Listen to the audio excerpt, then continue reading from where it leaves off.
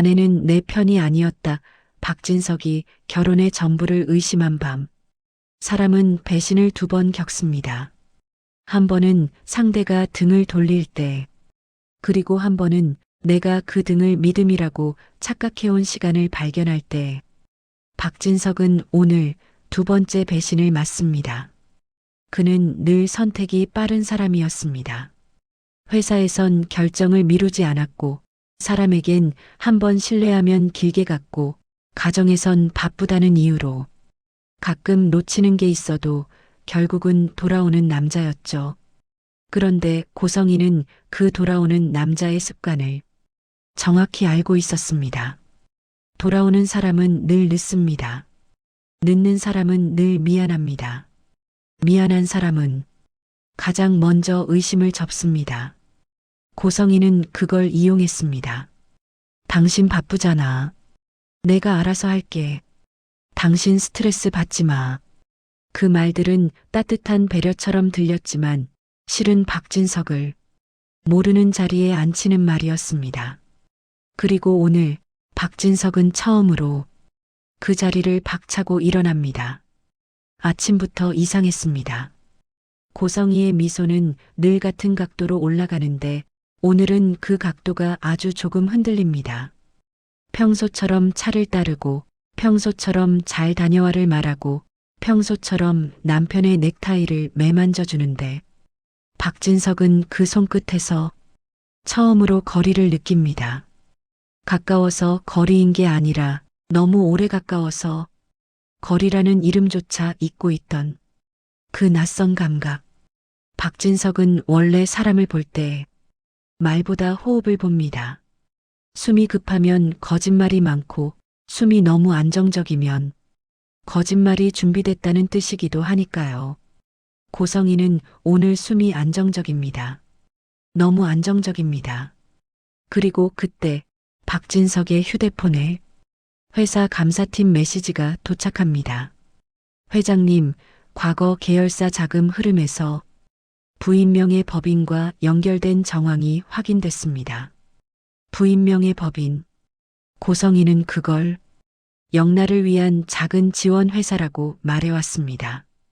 딸의 미술활동 지원, 전시 비용, 작업실 임대.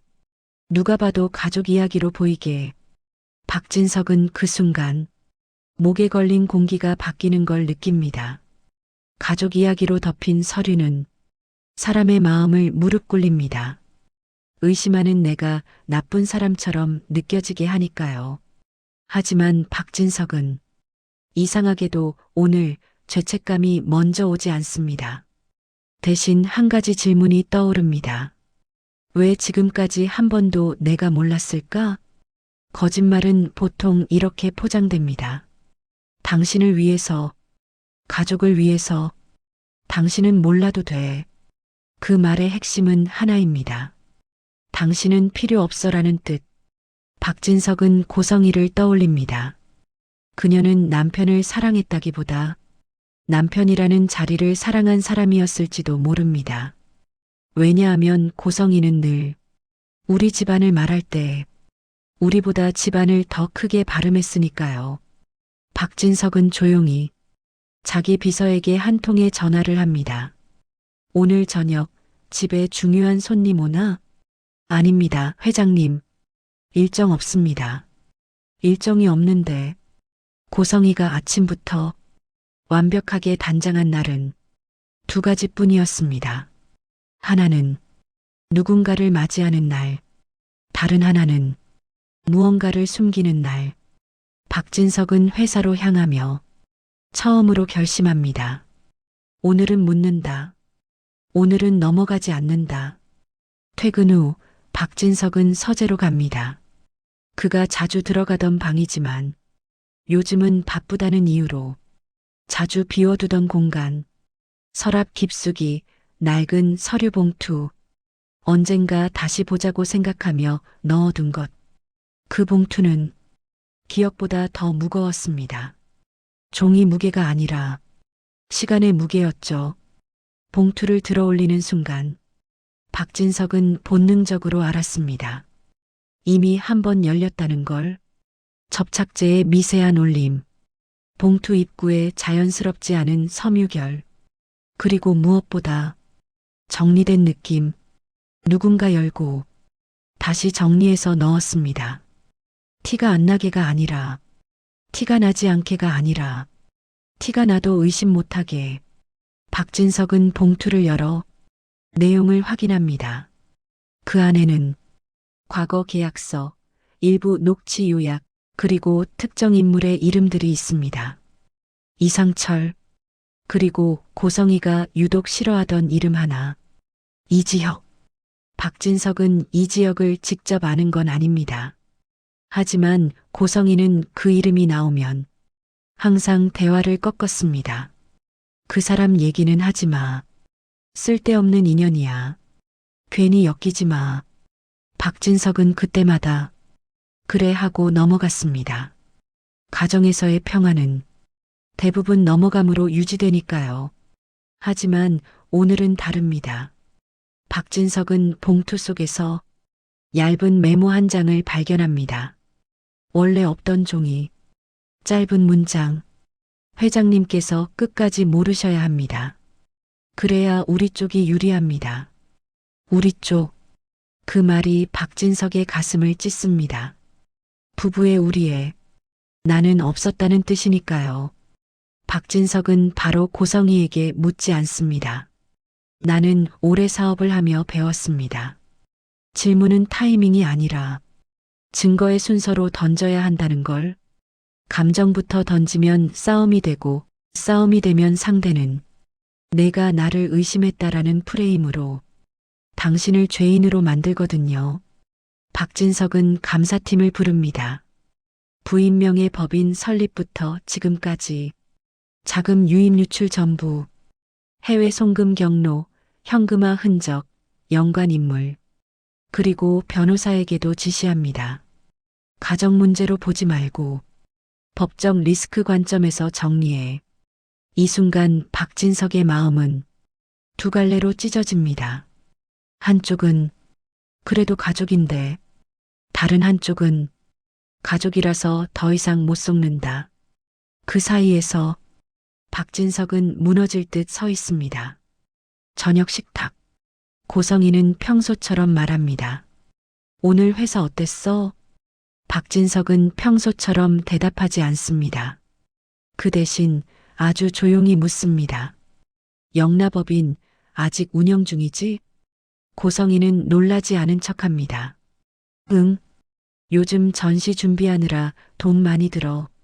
박진석은 고개를 끄덕이며 마치 대화처럼 이어갑니다. 그 돈은 어디서 나와? 고성이는 웃습니다.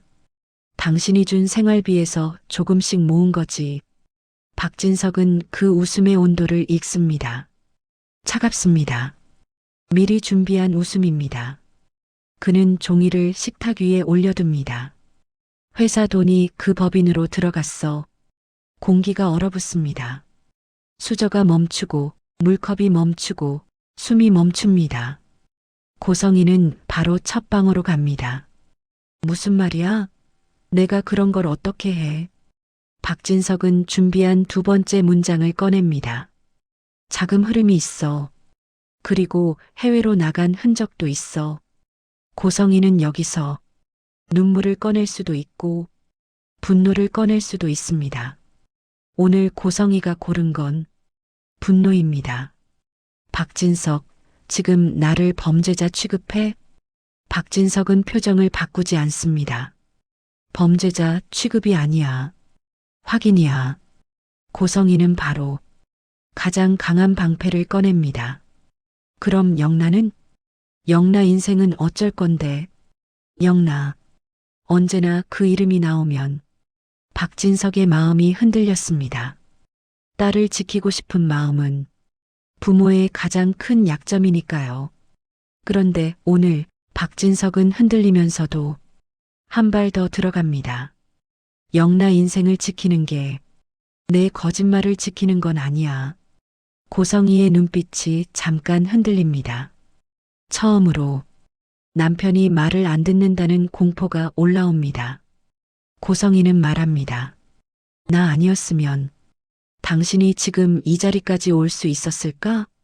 그 한마디로 박진석은 모든 걸 이해합니다. 그건 사랑이 아니라 지분 주장이었습니다. 내가 키웠다. 내가 만들었다. 내가 너를 세웠다.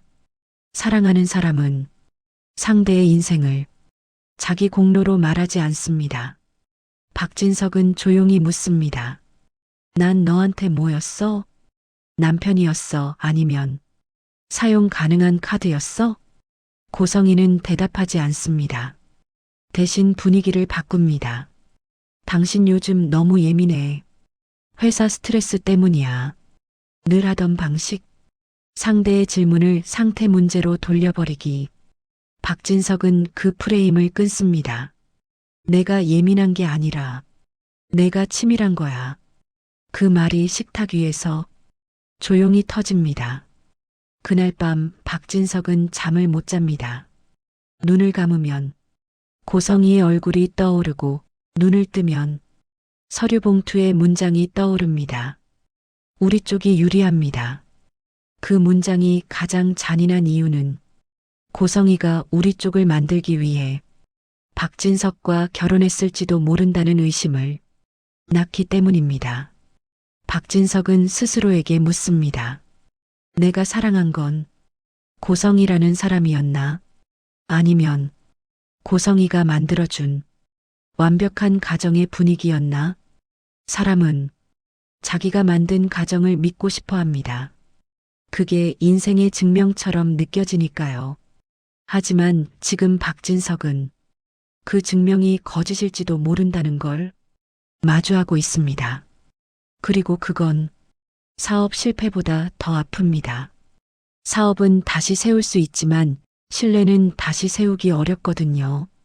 며칠 뒤 박진석은 익명의 메모를 받습니다. 부인께서 그 봉투를 먼저 보셨습니다. 그날 서재 불이 새벽까지 꺼지지 않았습니다. 박진석은 메모를 믿고 싶지 않습니다. 하지만 이상하게도 그날이 떠오릅니다. 그날 고성이는 유난히 조용했습니다.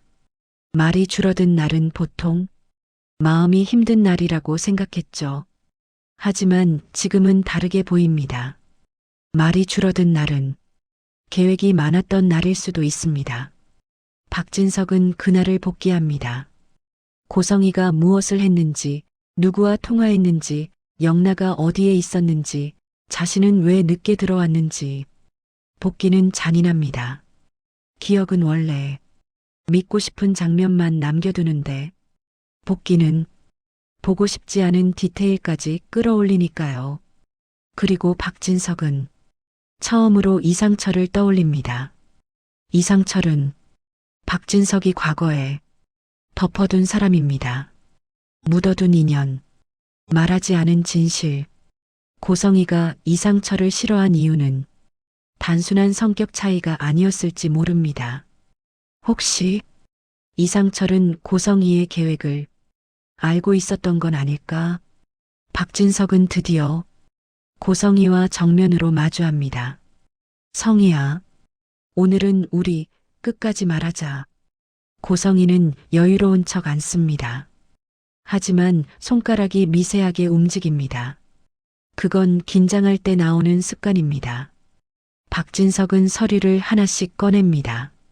법인 설립 서류, 회계자료, 송금 경로, 연관인물, 그리고 마지막으로 서류 봉투에서 나온 메모. 우리 쪽이 유리합니다. 박진석은 묻습니다. 여기서 말하는 우리가 누구야? 고성이는 잠깐 멈춥니다. 이 질문은 핑계로 넘어갈 수 없기 때문입니다. 그리고 그녀는 드디어 한마디를 합니다. 당신 모르는 게 약이었어. 박진석의 심장이 내려앉습니다. 모르는 게 약이었다? 그럼 아는 건 독이라는 뜻입니다. 고성이는 남편을 같이 사는 사람이 아니라 관리해야 하는 사람으로 봐온 겁니다. 박진석은 다시 묻습니다. 내가 너한테 남편이었어? 아니면 내 계획의 보호막이었어? 고성이는 답을 피하지 않습니다. 피할 수 없다는 걸 압니다. 그리고 말합니다. 난 우리 가족을 지키려 했어. 박진석은 그 문장 속 가장 잔인한 함정을 봅니다. 우리 가족이라는 말에는 남편이 있을 수도 있고 없을 수도 있습니다. 고성희에게 남편은 가족이 아니라 가족을 지키기 위한 수단이었을지도 모릅니다. 고성희는 말합니다. 세상은 당신처럼 착하게만 살면 다 뺏겨. 박진석은 조용히 반문합니다. 그래서 내 걸 내가 먼저 가져간 거야? 고성희는 시선을 피하지 않습니다. 맞아. 가져갈 수 있을 때 가져가야지. 이 고백은 박진석에게 결정타입니다. 왜냐하면 이건 실수였어도 아니고 어쩔 수 없었어도 아니고 잠깐 흔들렸어도 아니기 때문입니다. 이건 철학입니다. 인생관입니다. 그리고 그런 철학을 가진 사람이 남편을 사랑했다는 말은 그 자체로 거짓말일 수밖에 없습니다. 박진석은 묻습니다. 그럼 내가 나한테 한 말들, 당신을 위해서, 당신이 힘들까봐, 그건 다 뭐였어? 고성희는 아주 조용히 말합니다. 필요했으니까. 그 한마디가 박진석의 남은 마음을 천천히 분해합니다. 사랑이 아니라 필요, 남편이 아니라 기능, 가정이 아니라 구조. 여기서 많은 드라마는 박진석이 폭발해버리는 길로 갑니다. 하지만 박진석은 폭발하지 않습니다. 그는 폭발하는 순간 상대에게 감정이라는 무기를 쥐어준다는 걸 아니까요. 박진석은 조용히 말합니다. 나 너랑 못 살겠다. 고성희는 비웃듯 웃습니다. 못 살아? 당신이 나 없이 뭘 할 수 있는데? 박진석은 말합니다. 나 없이 내가 뭘 할 수 있는지 이제 내가 확인할 거야. 그 말은 복수가 아니라 정리입니다. 박진석은 회사로 돌아가 모든 접점을 끊습니다. 재무, 법무, 감사, 고성의 측근 접근 차단, 영남형의 거래 모니터링, 법인 계좌 동결 검토. 이 모든 과정은 한 사람의 남편으로서가 아니라 한 사람의 생존자로서의 움직임입니다. 고성희는 마지막 카드를 꺼냅니다. 영나를 앞세웁니다. 영나가 알면 어떻게 할 건데? 영나가 상처받으면 당신이 책임질 거야? 박진석은 그 질문 앞에서 잠깐 흔들립니다. 딸은 잘못이 없습니다. 그러나 딸이 방패가 되면 세상에서 가장 비겁한 전쟁이 시작됩니다. 박진석은 천천히 말합니다. 영나에게 진실을 말할 때가 오면 내가 말하겠다. 고성희가 웃습니다. 당신이 영나를 감당할 수 있어? 박진석은 대답합니다. 영나를 감당하는 게 아니라 내가 내 죄책감을 감당해야지. 이 말이 중요합니다. 박진석은 이제 자기 안에 가장 큰 적이 고성희가 아니라 미안함으로 침묵해온 자신이라는 걸 깨달은 겁니다. 박진석은 결국 이상철에게 전화를 겁니다. 오래된 이름, 오래된 침묵. 전화가 연결되자 박진석은 바로 말하지 못합니다. 말은 쉽지만 진실은 사람의 입술을 무겁게 만들거든요. 이상철이 묻습니다. 무슨 일이야? 박진석은 숨을 고르고 말합니다. 나 다 알 것 같다. 잠깐의 침묵. 이상철이 낮게 말합니다. 고성희가 움직였지. 박진석은 그 말 하나로 등골이 서늘해집니다. 이상철은 알고 있었습니다. 고성희의 성향도 방식도. 박진석은 묻습니다. 왜 너는 말 안 했어? 이상철은 답합니다. 말하면 넌 나를 믿지 않았을 거야. 그리고 넌 그 여자 편이었을 거고 난 너를 잃고 싶지 않았어. 그 말은 아이러니합니다. 말하지 않아서 잃었고 말했더라면 덜 잃었을 수도 있으니까요. 박진석은 여기서 또 하나의 배신을 느낍니다. 고성이에게서 느낀 배신과는 다릅니다. 이상철의 침묵은 악의가 아니라 두려움에서 나온 침묵이니까요. 하지만 박진석은 압니다.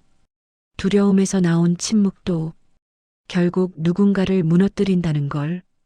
고성이는 더 강하게 나옵니다. 박진석, 당신이 이대로 가면 우리 집은 끝이야. 박진석은 조용히 되묻습니다. 우리 집? 그 우리에 내가 있긴 했어? 고성이는 목소리를 높입니다. 난 당신을 위해서도 했어. 당신이 흔들리면 회사도 흔들려. 그러니까 내가 미리 정리한 거야. 여기서 고성이의 논리가 드러납니다. 남편을 위한 것처럼 말하지만 실제로는 남편을 통제하기 위한 것. 회사의 안정을 말하지만 실제로는 회사 자원을 자기 쪽으로 옮기기 위한 것. 박진석은 단호히 말합니다. 정리는 내가 한다. 앞으로 내 이름으로는 아무것도 움직이지 마. 고성이는 처음으로 진짜 분노합니다. 왜냐하면 박진석이 허락이라는 구조를 부수기 때문입니다. 권력은 늘 허락받는 사람이 있어야 유지됩니다. 박진석이 허락을 거두면 고성이의 왕국은 흔들립니다. 박진석은 혼자 남아 거울을 봅니다. 그리고 스스로에게 말합니다. 내가 사랑받았던 걸까?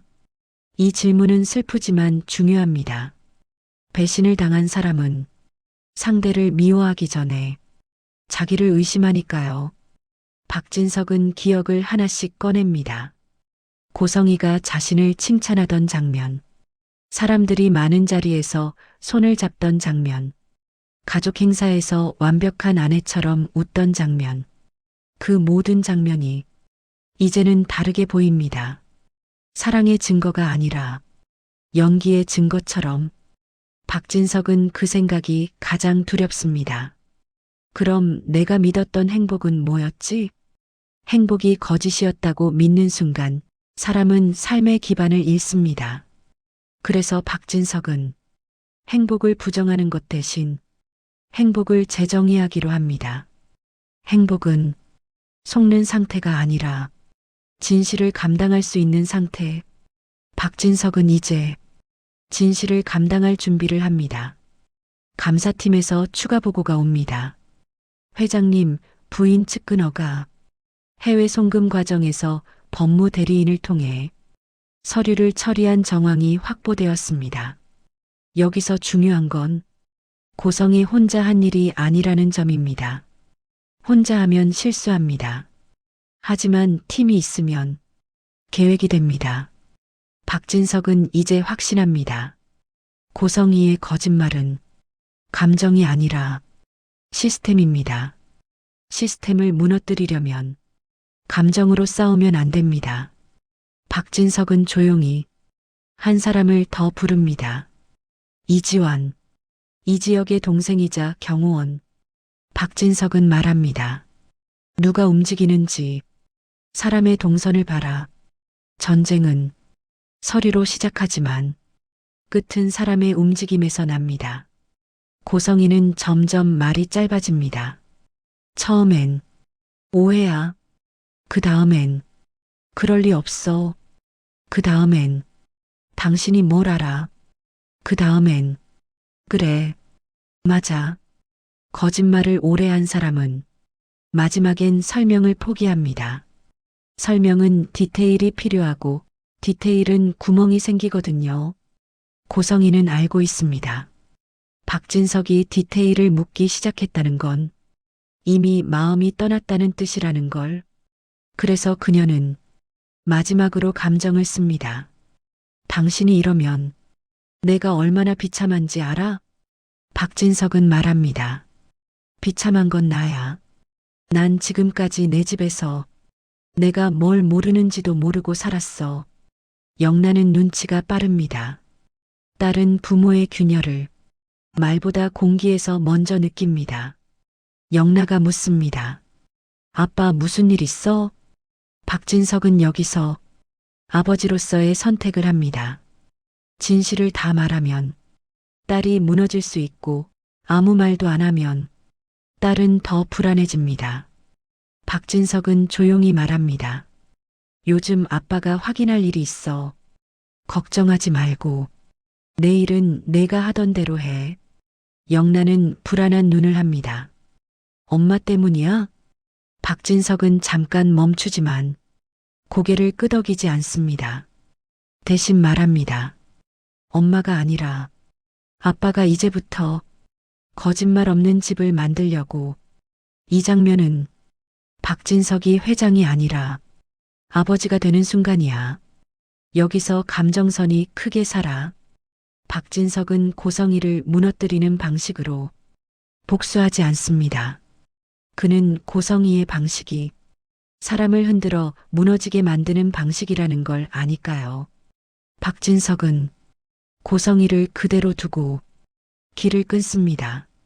접근 차단, 자금 흐름 차단, 인맥의 길 차단, 말의 프레임 차단. 고성이는 미칩니다. 권력은 길이 끊기면 공포로 바뀌니까요. 고성이가 말합니다. 당신 나를 이렇게 만들 거야? 박진석은 담담히 말합니다. 내가 만든 거야. 박진석은 다시 서류 봉투를 펼칩니다. 그리고 가장 아래에서 마지막 한 장을 발견합니다. 그건 원래 없던 종이가 아니라 원래 있었는데 앞에서 보지 못했던 종이입니다. 박진석은 그 문장을 읽고 얼굴이 하얘집니다. 그날 밤 교환된 봉투는 2개였다. 서명은 회장님 것이 아니었다. 거짓말은 한 사람의 것이 아니라 한 집안의 것이었다. 박진석은 종이를 손에 쥐고 처음으로 자기 안에서 분노가 아닌 냉정한 결심이 완성되는 걸 느낍니다. 이제 끝까지 간다. 고성이는 누군가에게 전화합니다. 목소리가 낮습니다. 낮을수록 위험합니다. 시간 없어. 박진석이 움직였어. 서류 그거부터 먼저 처리해. 상대는 묻습니다. 회장님이 알아챘어? 고성이는 짧게 대답합니다. 응. 근데 아직 전부는 아니야. 그리고 고성이는 창문을 바라보며 아주 조용히 웃습니다. 끝까지 가보자. 내레이션이 마무리합니다.